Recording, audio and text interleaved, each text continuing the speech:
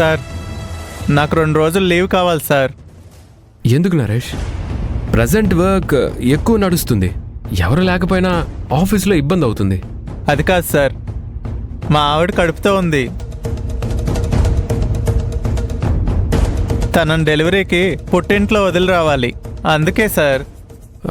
అలాగా, అయితే 3 days leave తీసుకో.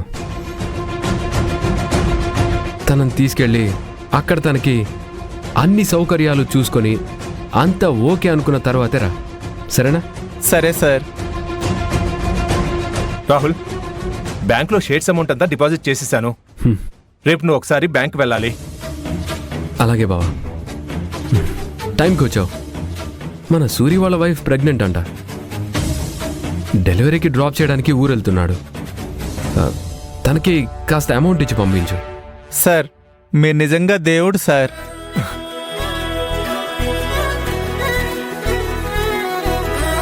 అంత పెద్ద మాటలు ఎందుకులే. భార్య అంటే నేను నమ్ముకొని వచ్చిన తోడు.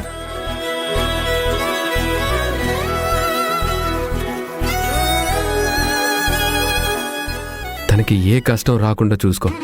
మంచి హాస్పిటల్లో చూపించు, సరేనా? సరే సార్. నరేష్, నేను అకౌంటెంట్తో చెప్తాను, వెళ్ళేటప్పుడు మనీ తీసుకునేళ్ళు. అలాగే sir. Thank you sir. Rahul, మీకు మీ ఫ్యామిలీ అంటే చాలా ఇష్టం అనుకుంటా. ఇష్టమని చిన్నగా అంటారేంటండి? మేమంతా కలిసే ఉంటాం. మా అత్తయ్య మామయ్యకి ఉమ్మడి కుటుంబం అంటే ఎంతో ఇష్టం. మా కుటుంబ విలువలను కూడా అలాగే పాటిస్తాం. మా అందరినీ కూడా ఆ విలువలతోనే పెంచారు.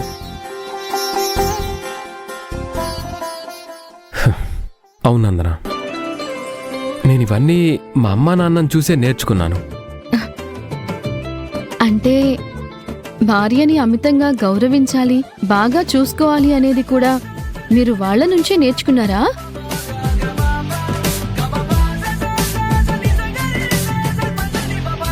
అవును నందనా, మా రాహుల్ కూడా తన వైఫ్ అంటే చాలా ఇష్టం.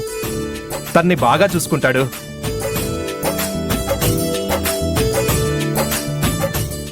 వీళ్ళ జంట కూడా చాలా బాగుంటుంది. రాహుల్, నేను ఒకసారి అకౌంట్ సెక్షన్ దాకా వెళ్ళొస్తాను.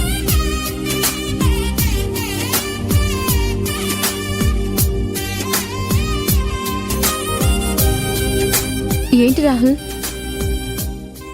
మీరెందుకో ఇబ్బంది ఫీల్ అవుతున్నారు?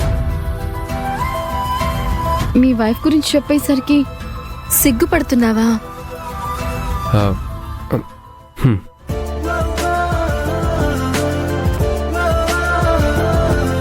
నిజంగా మీలాంటి భర్త దొరకటం మీ వైఫ్ అదృష్టం. మీరిద్దరూ ఎప్పటికీ సంతోషంగా ఉండాలి. No way!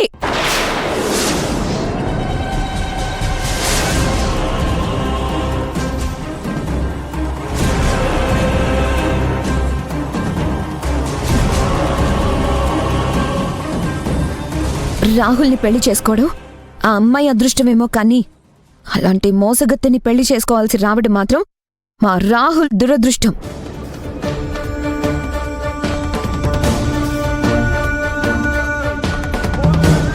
అసలు ఆ అమ్మాయికి రాహుల్ భార్య అయ్యే అర్హత లేదు.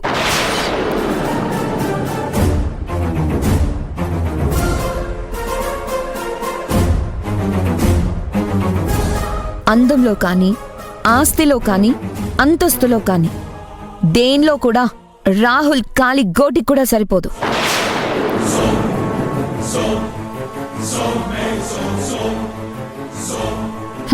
అయినా సరే వాళ్ళ అమ్మ మాట కోసం పెళ్లికి రెడీ అయ్యాడు.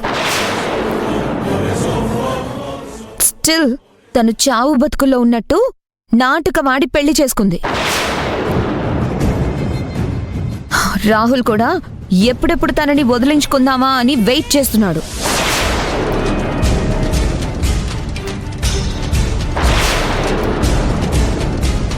అలాంటి మోసగత్తిని ఏ భర్త అయినా భరిస్తాడా? She a cheater.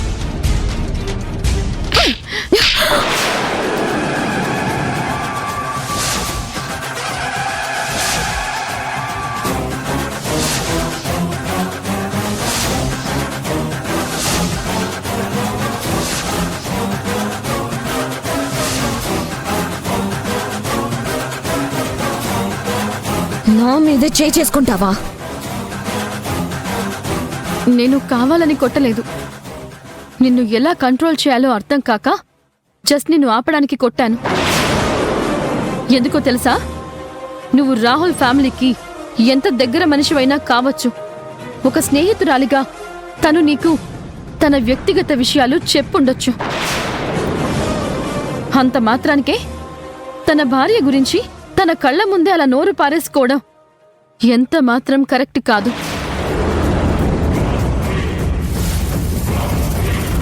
అది సంస్కారం అనిపించుకోదు.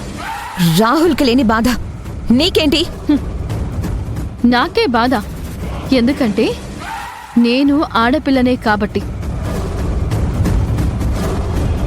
మరో ఆడదాన్ని చులకనగా చూడ్డం నాకు నచ్చదు. ఇంకొకసారి ఇలా నోరు జారకు.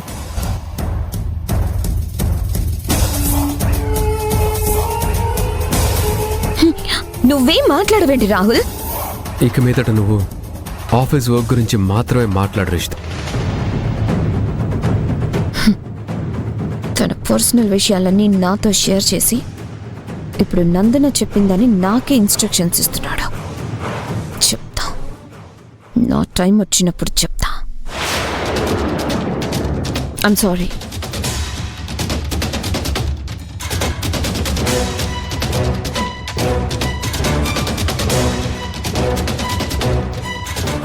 ఎందుకు అంత కోపడ్డావు నందనా?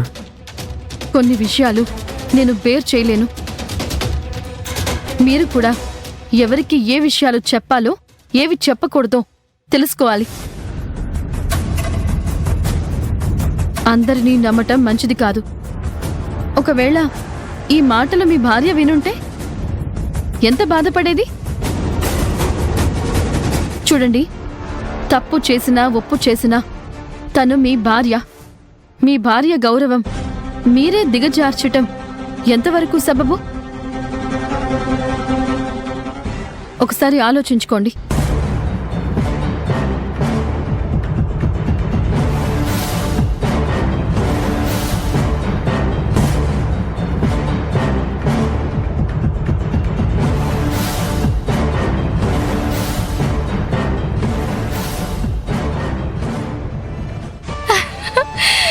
కంపెనీకి నా పేరు పెట్టకపోతే పోలే కానీ మొత్తానికి మా ఆయన బిజినెస్ స్టార్ట్ చేస్తున్నాడు. నాకిప్పుడు నిజంగా సంతోషంగా ఉంది.